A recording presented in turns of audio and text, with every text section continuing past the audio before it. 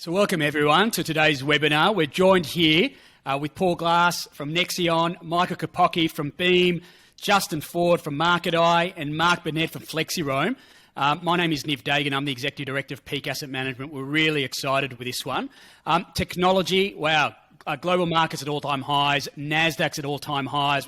We just recently saw a $39 billion deal from Afterpay and Square. We're seeing global companies around the world move to the ASX, not only the ASX, but also to the Nasdaq in the US market. And we're joined here with three entrepreneurs and up-and-coming companies. So on that note, I'd like to introduce Justin Foord from Marc just to give a few words, and then introduce Michael Capocchi from Beam as the first presenter.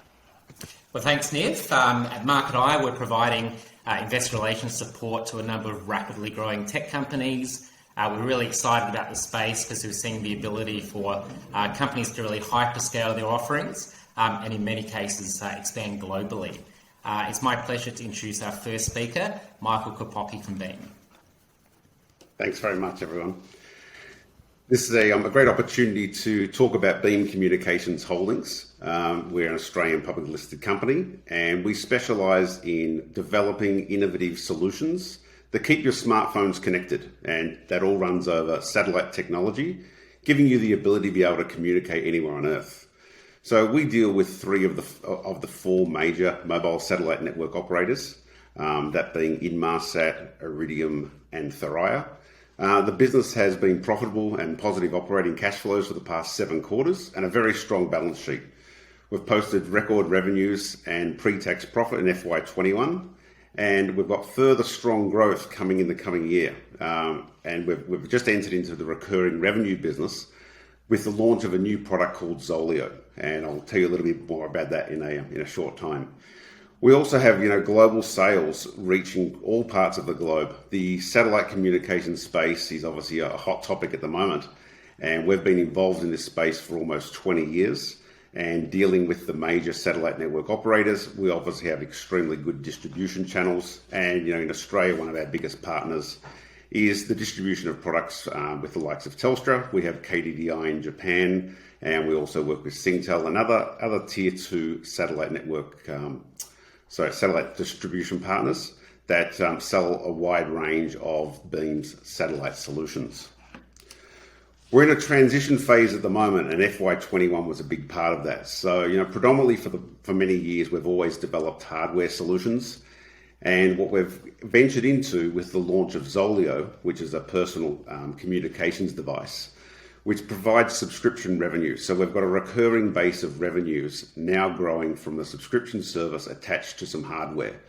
So this is providing value-added services to subscribers where it's a very sticky product that gives people the ability to communicate anywhere on Earth. Send a text message, send an email, check a weather report, get an SOS, or periodically send your location to people.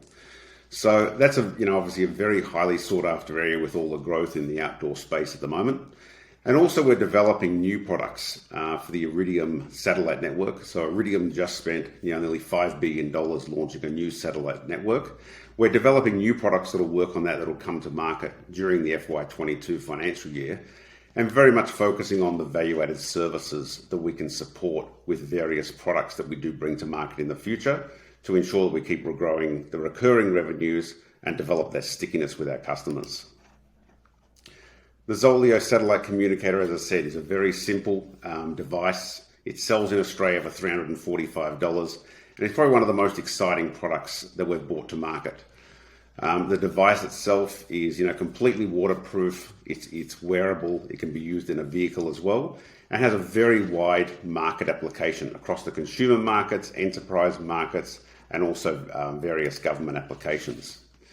The orders for the product have been accelerating quite rapidly. Having launched this product in February of last year, we've now received orders of nearly 96,000 units, which is pretty amazing for a new product coming to market that at the moment is selling in the United States, Canada, Australia, and New Zealand. And that continues to grow. I mean, the outdoor space is growing at a rapid rate, and Iridium is enjoying a very good success in the personal communications market. We've got very good distribution throughout the world, particularly focused in North America and Australia, where we have Australia Post and Anaconda, to name some major outdoor retailers, plus obviously Australia Post's distribution that covers a lot of regional Australia. In North America, we have Cabela's, we have Bass Pro, we have MEC and REI, and also London Drugs. And we're also very dominant in the online space with Amazon and eBay in particular, and then some of the local Australian ones like Kogan, Catch, and the Myer Marketplace. So that provides a very good opportunity for us to make the product extremely accessible for customers. Looking at the landscape, and I mean, one of our biggest competitors in this space is a product manufactured by Garmin called the Garmin InReach Mini. We stack up very well against that, and as an Australian company, we've positioned ourselves to ensure that we can provide extremely good value for money for our subscribers from the hardware perspective, provide very competitive plans, and also provide some services that ensures that from the customer user experience, this is like nothing they've experienced before, giving them very easy to use seamless messaging, basically anywhere on Earth. Seamlessly switching from satellite to Wi-Fi to cellular off a smart app that runs on your smartphone, or having the device work standalone, providing check-in messages, SOS connectivity, basically anywhere that you end up on Earth, so long as you can see the sky. It's a very nice space that we're operating in. There's high barriers to entry for people. With these sort of products, they work exclusively with the satellite network operator. So unlike terrestrial services where you can switch from one network operator to the other or one service provider, with this Zoleo device that we've manufactured, we own that customer relationship. We've developed the service and the application, so it's extremely sticky and keeps the customers engaged with us. And it also ensures that the intellectual property is, obviously contained by us. And the Zoleo product itself, we actually launched that under a joint venture with a Canadian company called Roadpost.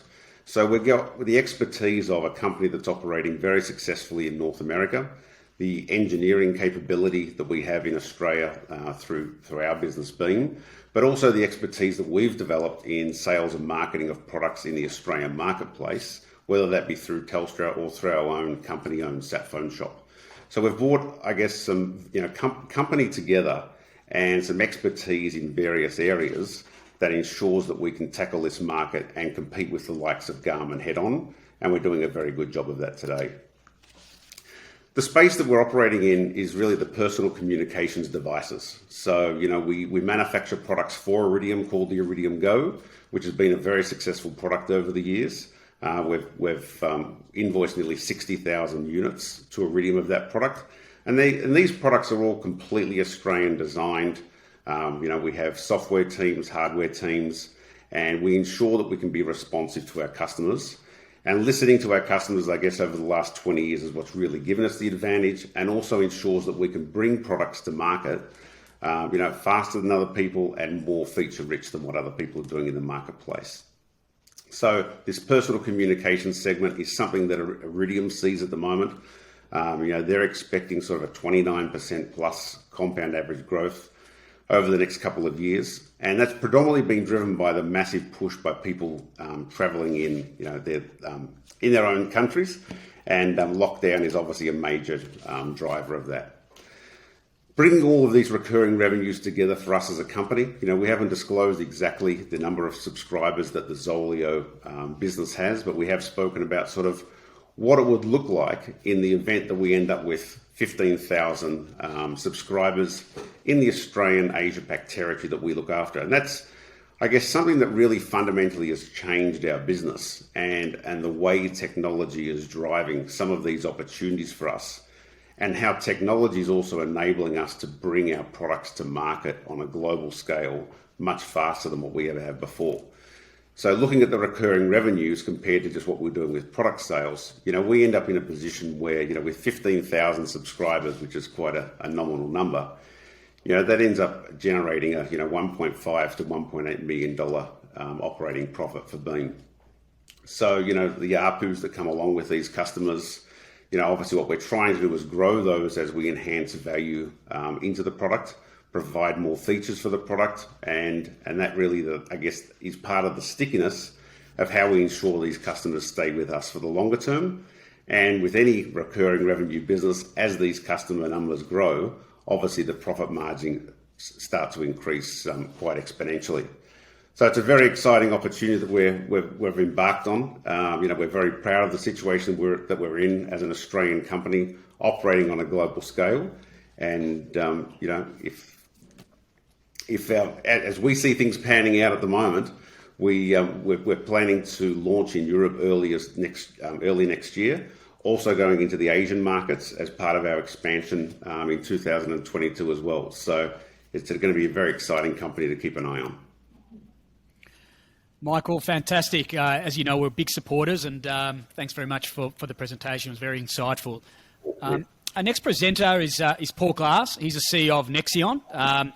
Paul, welcome, and love to hear a bit more about the story. I know we backed you early in the seed capital round, and you've taken the company public just, around 3 or 4 months ago now, and you've done an exceptional job. So welcome, and look forward to hearing from you.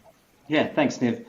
The Nexion Group listed in February this year, so we're new to the ASX. For us, it's the journey is phenomenal. The one thing that I must comment on. Congratulations, Michael. It's a great product, isn't it? Isn't it awesome? We've got Australian tech companies taking on the world, and that's just so cool. Watch out, world! Here comes Australian innovation. Very, very awesome. I mean, the world of tech is ever evolving. It changes every day, and us as consumers and investors, and as business owners, we're always trying to stay ahead of the curve. And it's awesome to have Australian technology playing in North America and Canada and Europe, and very, very cool. I think it's a mindset. Nexion Group's mindset was always to be a global company. Although we are Australian headquartered, for us it was building out of a global hyper-connected cloud. So where Michael mentioned the adoption of applications over a personal device, we focus very heavily on enterprise. So we only work with global customers, the likes of Clough and so forth, and we also sell our products to global tech giants such as IBM. So what we do is we own and build out private cloud or hybrid cloud. So if you think about public cloud is the names we know, Amazon and Google, and they have access to the public environment. What we do is build out the hybrid cloud. And that's really cool because it means that we go into locations such as Perth and Auckland and across Australia, and then look into the global locations to where enterprise customers need a local cloud access to keep their information, but have the benefit of public cloud. And we've seen a massive uptake in it. It's really long-term contracts. And I think the adoption of technology is absolutely, it's phenomenal. The information still needs to sit somewhere.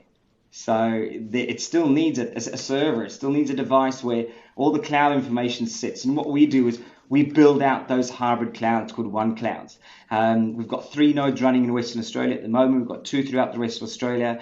We've just announced that we've got a node going into Auckland.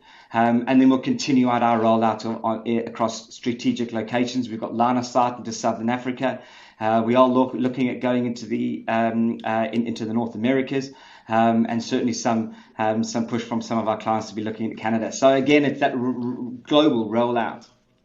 What makes us different is we've taken the idea of cloud and the concept of hybrid cloud. We've hyper-connected it. So, Michael knows certainly in his business because he does it. They focus on the connection from the device into the satellite. If you take your mobile phone or your laptop and you turn off the Wi-Fi and you turn off the 4G, it really is just a very, very expensive brick because it doesn't do anything but compute on that device. And that's what that's what Nexion Group do is we connect the clouds via our own local Australian and New Zealand networks. And then we went and did an agreement with Oriaka, who are, one of the world's fastest growing global SD-WAN companies. They actually gave us the keys to run Australia and New Zealand for them about a month ago. So that's pretty cool. Australian companies not only driving global innovation, but also showing Silicon Valley headquartered companies that we can run our region and we can grow their product. So for us, it's hybrid cloud. It's hyper connected through our global SD-WAN. it's cybersecurity, it's managed services, and it's playing in that enterprise space. And for us, just to sum up, what we do is we don't follow a market. We have no intention of following the tech giants and following into a market space. We're creating our own. We're creating a combination of what we feel innovation is demanding, and creating that global space. So yeah, watch out, world, here we come. We've only just started, but we certainly got a big roadmap to go, and yeah, very excited. And thanks for backing us. And yeah, it's an exciting journey. It really is, and proud to be an Australian company leading globally.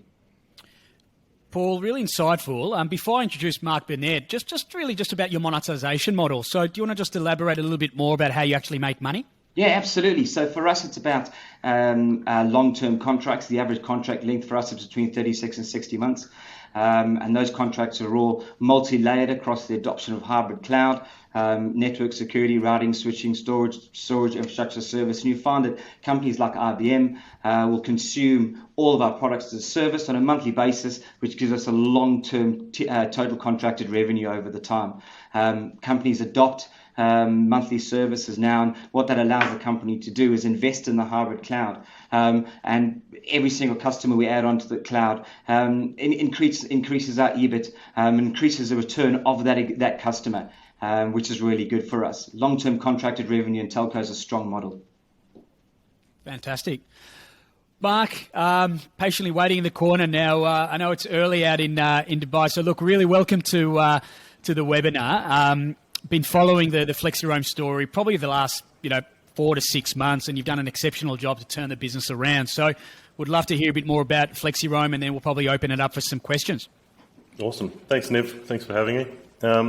So look, Flexiroam's a data connectivity business that provides connectivity to anyone on any device, anywhere, anytime, for any reason. So we are a early adopter of eSIM technology. We're one of Apple's 10 global service providers. And we really started the business as an international consumer data roaming business, and have since expanded the business into the IoT space. We've got over 580 telco partnerships that are live in over 200 countries and territories. We run an asset-light infrastructure where we scale rapidly from a digital perspective, and we're highly focused on building long-term recurring revenue streams. And so we still offer physical SIM cards because a lot of our customers don't have the latest smartphones and aren't able to use the eSIM version of our product. But we massively believe that the future is eSIM, and we've invested ahead of the curve in this space. And in 2021, less than 10% of smartphones are eSIM enabled, but the forecast is that number gets to 40% by 2025 with almost 3 billion devices. So we're of the view that we're in that space early. We've developed the product to be an eSIM enabled product. And it basically means when you're traveling, rather than needing to pop out physical SIM cards or line up at a local telco store in the airport like you see people do, you can literally just download the Flexiroam app and ensure that you've got connectivity no matter where you're getting off a plane. And so in order to capitalize on this global opportunity that we see in front of us, we've recruited a world-class leadership team over the last few months, and we're now going to focus on building out the teams under that leadership team. So we've recruited Joost to lead our commercial division as our Chief Revenue Officer. He's based in Europe and will be building out a commercial team in Europe to capitalize on the IoT explosion in those markets. And we've recently hired Mike as our CTO, and Mike starts with us on the 1st of Jan, and he'll be building out a tech team. Currently, the majority of our team is based in Kuala Lumpur, but we're building out the team globally, and so we'll likely have a tech hub somewhere in Western Europe as Mike pulls together that tech roadmap and those plans.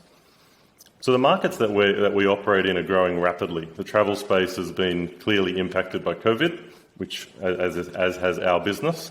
But as the world starts to return to normal, and we're seeing that already in places like Europe and the Middle East and the US, the global roaming market is still forecast to hit $100 billion by 2027. And the IoT market that we're in is forecast to reach 1.6 trillion by 2025. So there's no lack of opportunity in front of us, and the markets that we're in are going to continue to grow, and the number of devices that require connectivity is certainly going to continue to explode. And for us, we're now focused on executing on the opportunity in front of us. And we believe that we've got the team in place, we've got the platform and infrastructure in place, and now it's up to us to execute on that opportunity in order to realise the potential that the business has. So let me just touch on the revenue model. So the revenue model for the business it's a fairly cash flow positive revenue model because we collect the cash up front from a customer. So a customer buys a data pack, they pay us up front, and then we don't incur the costs of that data until the customer uses that. So they may buy a yearly plan and use 10% of it up front and 50% of it halfway through the year and the remaining 40% at the end of the year. We collect all the cash up front, and then the costs sort of drip feed through as the customer uses that data. And on the solution side of the business, in a lot of cases, the amount of data that's being used is fairly small in microtransactions. And so rather than pricing out the data, the customer pays us just a fixed monthly fee. And so many of the devices that we provide connectivity to have shelf lives of up to 10 years. And so once you get into those devices and those devices get into market, you have a strong and long recurring revenue stream that you can build on. So our solutions business has got a number of features, and they have varying degrees of importance depending on the customer's needs. We sort of work on the view that we want to provide the largest menu possible, and then customers can select from that menu based on what their needs are. And some of the items on that menu we're network agnostic, so we have global reach and we're able to offer multiple networks per country, so greater availability of coverage. We all know that if you're in a particular spot in a particular country, a telco is better than the other, and then when you go to a different place, it's vice versa. So one of the benefits of our product is that it picks up whichever network has the strongest signal at any point in time. Full control, so you can create your own, you can create your own proposition to better suit the business needs. So instead of just buying default packages from a connectivity supplier, we allow customers to effectively mould the solution to what fits their business needs. You can manage usage, so you can limit and block usage to accommodate each use case. You can block streaming services depending on what you're trying to do in your business with your customers or your staff. Security, so private APN connections with end-to-end encryption so that employees can safely access business applications. And we can even go as far as branding. So a customer of ours can brand the network to be their own company name, put their own branding around it so that they've got that sort of look and feel and user experience. And look, we sort of see eSIM-enabled devices are going to increase rapidly. And so our target market is more likely to be for people that have got the latest smartphones.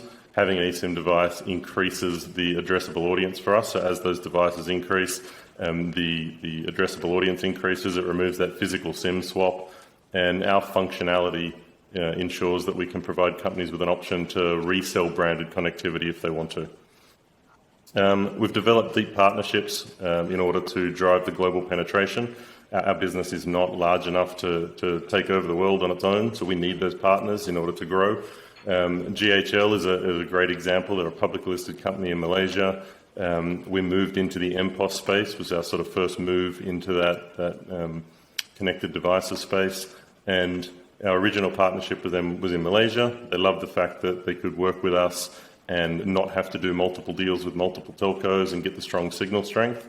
They also operate in Thailand and the Philippines, and so with us they're able to put our connectivity into their devices, and regardless of which country they're shipping them to, they turn them on and they work instantly. We've got a partnership with MasterCard that now spans 23 banks across APAC and continues to grow and add banks every month. Korean Air use our connectivity for their in-flight in-cockpit weather and flight plan applications. And so they went through a fairly rigorous testing procedure with us, as I'm sure you can imagine. They don't want to lose their flight plans or their weather plans when they're in the cockpit. And they've been using that and have recently renewed the deal, so it's going quite well. And recently we've expanded into some sporting partnerships. We're of the view that we need to increase our brand exposure, and using sports, social media presence, and piggybacking off the back of athletes' social media presence, we're able to sort of get the brand and exposure out there. And we're in a growth phase. We're trying to touch as many different consumers and businesses as possible. And so we've recently done a partnership with the Athletics Association that represents world-class track athletes following the Tokyo Olympics, and there'll be more sporting partnerships on board and announced fairly soon. And so just quickly to touch on some of the numbers, we spent Q1 really focusing on increasing our installs and our subscribers, and then Q2 has been about converting those subscribers into active users and paying users. And what we're seeing is as we get far more experienced at using and capturing the data that we have, we've made rapid improvements in our marketing funnel, where we've been able to increase subscribers and then turn those subscribers into active users and paying users. We continue to see our ARPU increase. That's increased basically every quarter over the last 6 quarters. eSIM activations continues to go up every quarter as that smartphone penetration happens. And I'd say the key graph that we're really proud of and excited by is that data utilization. So we've seen data utilization drop down massively during the COVID period, because if people can't travel, then they're not going to use their roaming data. What we've seen is that number start to increase fairly rapidly over the last 3 or 4 months, and predominantly for us that comes from Europe and the Middle East. And so whilst in Australia it may feel like the world's locked down, unfortunately for Australia, Australia is locked down, but the rest of the world certainly opened up, and travel has definitely opened up, and we're seeing the benefits of that. So that cycle for us of bringing subscribers on, having them purchase their data plans and become paying users, and then actually start to utilise that data is a really healthy trend, and we can see ourselves coming out of the depths of what COVID was. Great presentation, Mark. And I just want to highlight that it's just incredible. Something that you didn't point out is the fact that you've moved your entire family from Asia into Dubai. That does show commitment. So fantastic, and hopefully it's going well. Got a few questions that have come in from the audience. So I might start with you, Michael. Lockdowns have certainly made us more appreciative of time outdoors. What role can Zoleo play in enhancing this experience? And what other addressable markets do you see potential, like in emergency services, etc., for Zoleo? Good question. Zoleo plays a very important part for people that are venturing into the outdoors. The world's landmass is covered by about 20% cellular coverage, as Marc would know. The rest is pretty much left to satellite. And satellite provides the peace of mind for people that are travelling into remote areas. And a lot of people are travelling into remote areas that have never gone into remote areas in their life, now that we're coming out of lockdown. So the opportunity for people to have that freedom that they've been locked up for so long, particularly in Australia. People want to be connected. A lot of people are working from home. There's a lot more flexibility with people having some time to work over weekends or a long weekend. So being connected is very important. And it doesn't always need to be, high bandwidth connectivity, just so long as someone can send them a message, they can let someone know their location, or that someone needs to get to some cellular coverage or some Wi-Fi coverage to download an email or, address a particular situation.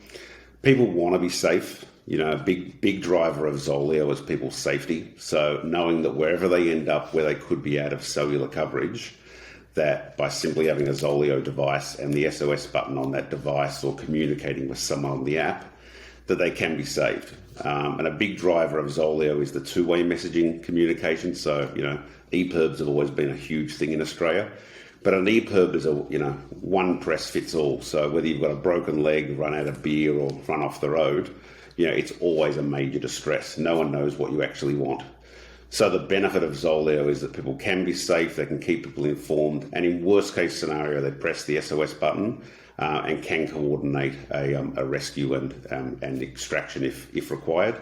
The other thing is people want to be informed. So when people are, traveling into remote areas, everyone wants to be informed these days of what's happening. If you think about the environments that we're living in, whether it be floods, fires, cyclones, hurricanes, etc., ensuring that you can get that information to people in a timely manner is very important. looking at the market opportunities, the low-hanging fruit for us obviously has been the consumer market. It's a pretty easy market to access. It is a big and growing market at this point in time. We've just appointed in Australia a new head of sales for Zoleo to specifically focus on the enterprise and government markets. And what we're finding is, emergency services, transport, utilities, mining, construction, there's some really good opportunities there for the Zoleo product because more and more people want to ensure that their workers are being kept safe. And also loved ones at home want to ensure that the person that's out in the field working somewhere out of cellular coverage can be contacted and they can contact at respective times. So that's really where the major driver is coming from. Everyone wants to be connected. Everyone knows these days when you can't find your cell phone, how devastating that is. Not finding your cell phone and being in an area where you don't have cell phone coverage is almost the same thing. So, having a device that enables people to be connected wherever they end up on Earth I think is really key. Good response, Mike. And question for you, Paul. Digital resilience is now more important than ever. How do you see the future of cybersecurity services evolving, and how is Nexion positioned to capitalise it? That's a really good question. I think with every opportunity comes risks, and businesses are adopting the opportunity to give their employees the freedom to be able to work and access their corporate folders and email and drives and information and applications from anywhere, from any device. And the modern day enterprise actually have no choice but to adopt and shift down cloud. You can't, it's not something that can be fought. It's not a trend. It's a practice. But therein lies the risk, because modern enterprises have no control as to how those devices are connecting. That most of them are connecting over the internet. So cybersecurity is not an edge problem anymore. And by edge, I mean putting a firewall at a site and hoping it's going to be okay.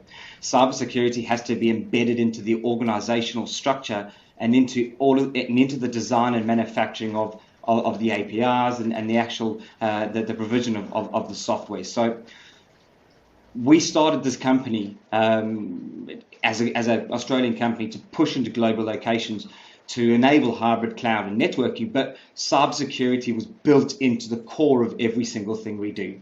So we have made sure that with our partnerships, that all of our network links and our connectivity into our cloud and the access into the hybrid cloud solutions and the devices and so forth are all protected by a smart cybersecurity layer. We didn't invent it. It's not our place to invent it. We use global providers who do this every single day to wrap the solutions around cybersecurity.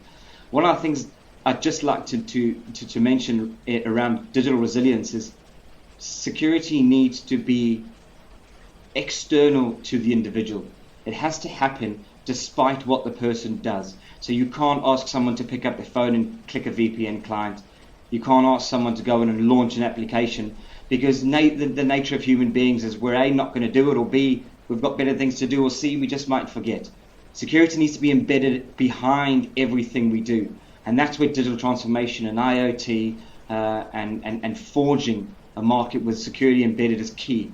And will become very, very important, and it is. And we've seen a couple of attacks in North America, in Australia, that's really ground some core services to a halt.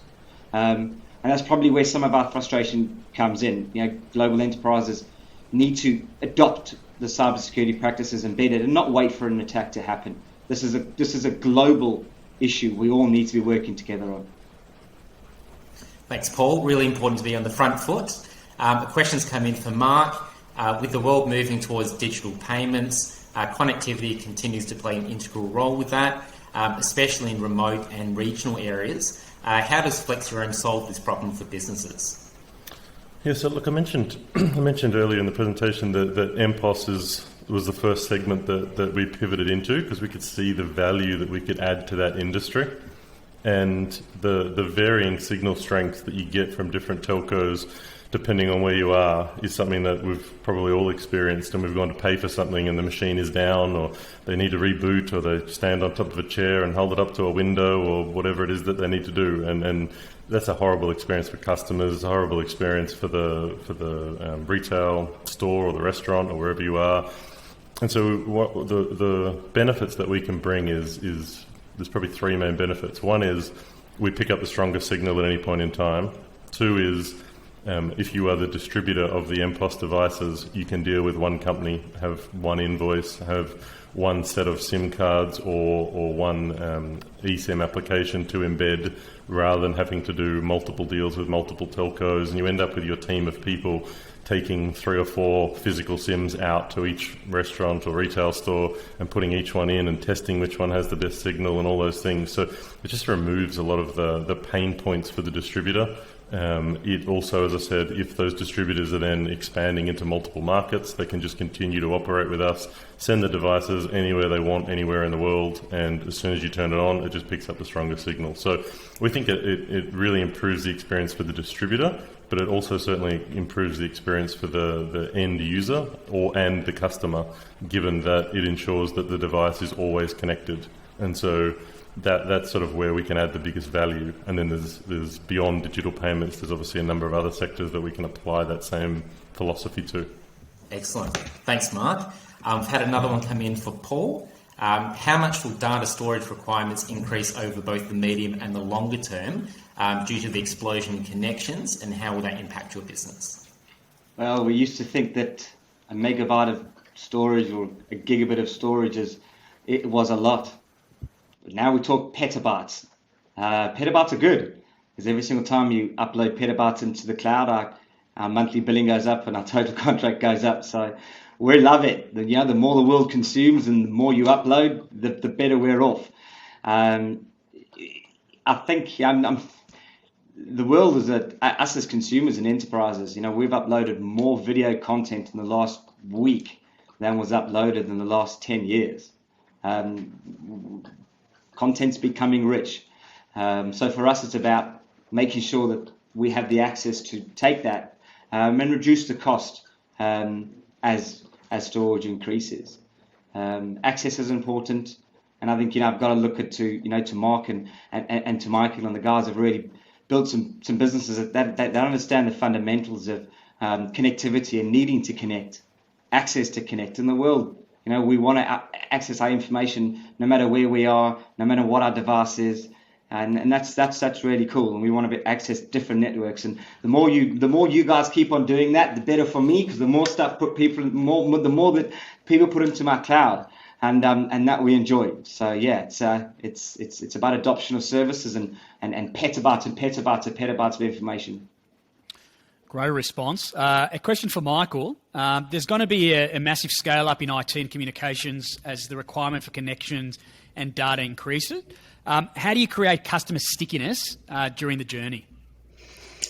That's a good question. I mean, technologies obviously are continuing to change all the time, whether it be fixed wireless applications running off cellular networks that give a fiber-like experience, which is sort of where 5G is heading at the moment, or whether it be 5G cellular networks that are more accessible, much higher speeds, or whether it be the convergence of some of the satellite technologies and some of the high speeds. Now, satellite varies from being a big dish to give someone connectivity versus something that's handheld or almost wearable, which is the space that we're in. But I think looking at it from a stickiness across all of those technologies, I mean, it's really coming down more to ensuring that what you're developing is an application that meets what the customer's needs are. So, listening to what the customer wants, understanding why the customer wanted it in the first place. And I think ensuring that you build something into your product that ensures that you can be resilient to new technologies that are coming, that you can be at the forefront of educating your customers. I mean, the customers are so much smarter today than what they've ever been. The amount of information they get access to, the forums, the YouTube videos they watch. Years ago it was just the conference or the exhibition they went to, and they learned once a year. People are learning instantly. As soon as there's a new technology or a new application or a new network, and those things are rapidly changing. So I think the stickiness of the customer is very much going to be around the customer service, the integration, how much your product that you have integrates with that person's day-to-day business. And, it's one of those things that if you, in the background, you can keep ensuring that your product or service delivers that to the customer. The old saying, if it ain't broke, don't fix it. I think that's what is probably the most important thing for maintaining stickiness for customers in the future. Great response. And Marc, question for you, coming through the audience. Can you talk us through some of the future IoT applications we'll likely see emerge over the next 5 years? Yeah, for sure. Look, the list is endless in some ways, and there's probably a consumer angle to it and an enterprise angle to it. And we've talked about this a lot as a business because the opportunities for us are so wide that you can't go after all of them at the same time. And so we're obviously always trying to work out where we put the resources and which industries we go into next. But look, in general, most consumer-focused devices have relied on Wi-Fi or some sort of tethering from another mobile device. And we sort of just were okay with that for a while, I think, as consumers. Like if your kid's iPad was connected to Wi-Fi but didn't have its own cellular connectivity, then when they get in the car, it's not going to work and you have to tether from your smartphone. And for a while, that was just normal. I don't think it's normal anymore. I think people just expect that all devices are just connected all the time. So you took in laptops and wearables and tablets and all those things will all become eSIM enabled and have their own connectivity so that it doesn't matter where you are or where you're picking them up, they just work. But then you sort of think about the broader applications where, you'll get fridges that will suggest menus based on what's inside the fridge and car parks that reserve a spot for you when you leave your driveway because it knows you're on the way, and smart bins that tell the truck when to come and empty them, and insurance prices based on how you drive. Like there's sort of the applications that can come from it are sort of endless. And then in the enterprise space, I'd say that the healthcare sector is the one that will emerge fairly rapidly, given the COVID's probably sped this up. But you sort of think about patients and devices or wearables that can test blood pressure and heart rate monitoring and glucometers and send that information straight back to the physician using home monitoring equipment that means that the physicians can keep track of the patients while they're at home and not necessarily have to be in a healthcare facility but get the same tracking. Apart from sort of monitoring, there's IoT devices that are tagged with sensors that can track real-time location of medical equipment. So, look, I think over the next 5 years, the best answer I can give is there'll be a whole bunch of stuff that we won't even be able to think of today that will happen. The only thing I'm certain is that there will be considerably more connected devices every year as we go forward. And the application of those devices will probably continue to surprise us as we keep testing the boundaries. Well, thanks, Marc, and it's fascinating to hear that there's such a huge number of opportunities over the next few years that you'll be chasing. Another question that's come in for all of our presenters, COVID-19 has accelerated the adoption of tech for both companies and consumers alike. Have you seen a material impact on your business in terms of purchase orders or subscriptions or new partnerships made? If we start with Paul? Yeah, I think what COVID has done is it's made working remotely, working from your home, working over an application, common practice. Whereas my personal belief is 2 years ago, especially if you were in the same city and you're requested to do a meeting over an application, it wouldn't be as successful as getting in the car and going and have a cup of coffee with someone. And that was the same as how we dealt with our external customers, how we dealt internally, and really even how we dealt with our families. COVID's made video and communication as such as this a common practice. And again, as I mentioned earlier, in order to facilitate these type of conversations, we need high bandwidth. We do need storage, we do need capacity, and we do need underlying networks. And that's good for us because that's what we do. So customers and enterprises, we've seen an uptake in our storage as a service adoption. Our network, the networks we sell, we've seen an increase in network links. We've just installed a network link from Perth to Calgary in Canada, and that link is primarily simply for the communication of online meetings. So it's good for us. It's long-term contract revenue, but it is the new way of working. And I think even post-COVID, it's not going to return because it is fast, it is nimble, and allows us to communicate over a different platform. So as long as tech companies are innovative enough to respond quickly, we should be good. Excellent. So there have been substantial benefits for Nexion. How's Beam been impacted? COVID's actually been quite good for us overall as a business. Obviously, with the focus on the outdoor space, has increased sales.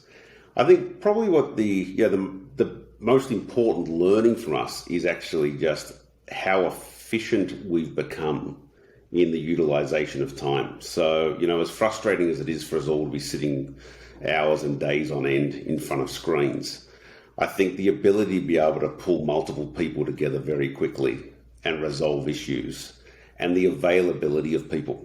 I think that's been a big driver for us to be able to address issues or brainstorm an opportunity or get sales and engineering and a customer together to talk through how we want to resolve things. Traveling and meeting with customers, meeting with staff, meeting with people in other areas is obviously a very important part of building morale and building relationships with customers. But the time that's saved in not traveling when you're operating on a global scale, I think is amazing. The amount of time you get back in your working day. You do get exhausted staring at the screen, but you don't get jet lag talking to people from other countries. But, we've seen that it's been, extremely positive. I think the major thing that I see is, the management style and the capabilities of managers in our businesses. It's really had to move up another grade so that people are very focused on understanding what people are doing, how they're doing it. And the most important thing is that people are contributing. And I think that's an important element that, gone are the days of how much time are you in the office, how long are you logged in for. It's sort of changed that dynamic of how many hours are you working versus what are you producing. So I think it's been, very positive, and there's some good things that'll come for the, for the years to come out of the work environment that we've been dealing with. Absolutely. And how's Flexiroam been impacted by COVID? Yeah, everyone else sort of went with it's been really positive. Let me give you the flip side of the story. It's turned out quite good. It's got a good ending, but there's probably no worse market conditions for a consumer data roaming business than lock the entire world down and don't let anyone travel. It's about as bad as it gets, I think. So, but I think the positive thing out of it is it probably could have been fatal for the business if the business just sat on its hands. And a lot of credit goes to the team that were there before me, because a lot of this happened before I joined the business. I didn't join the business till this year, but the team really dived in and reshaped the business. And so the P&L's been completely reshaped. The cost base has been reshaped. As we mentioned, the business has pivoted out of just the consumer, the data roaming business, to add the IoT space. Because we basically said, look, we've built this infrastructure, but we're only using it for a fraction of what it's capable of. And I think if there's no COVID, then our business probably just continues being a consumer data travel roaming business that is mildly successful and has a reasonable growth rate. I think COVID shocked the business into near death and coming out the other side much healthier, because we now have expanded the revenue streams, reshaped the cost base, recruited a global leadership team. The ambition is certainly much larger. I think our capability to execute on that ambition is larger. And so it was a pretty difficult experience to go through, but I think the business has actually ended up in a far better place by sort of being pushed into and forced into having to become much more than it probably ever had its sights set on being. And so whilst it was horrible, I wouldn't be sitting in this chair and in this role without COVID, because that was sort of part of that cycle. So look, I'm really happy as to where we have ended up, and really proud of the work that the team did to make sure that the awful market conditions that were imposed upon us didn't derail the business, and that we've managed to come out the other side. So on that note, I just want to end the webinar and say to Paul Glass, Marc Barnett, Michael Capocchi and Justin Foord, thanks so much for joining us. I mean, just incredible the fact that, Michael, you're all the way in Chicago. I mean, we're in Melbourne. Paul, you're in Perth. And Marc, you're on the other side of the world in Dubai, and we're all here together talking about technology, integration, COVID, and the positive impacts actually had on our business. So on that note, I want to say thank you very much, and we'll see you soon. Thanks, guys. Thanks, Thanks, Niv. Niv. Appreciate it.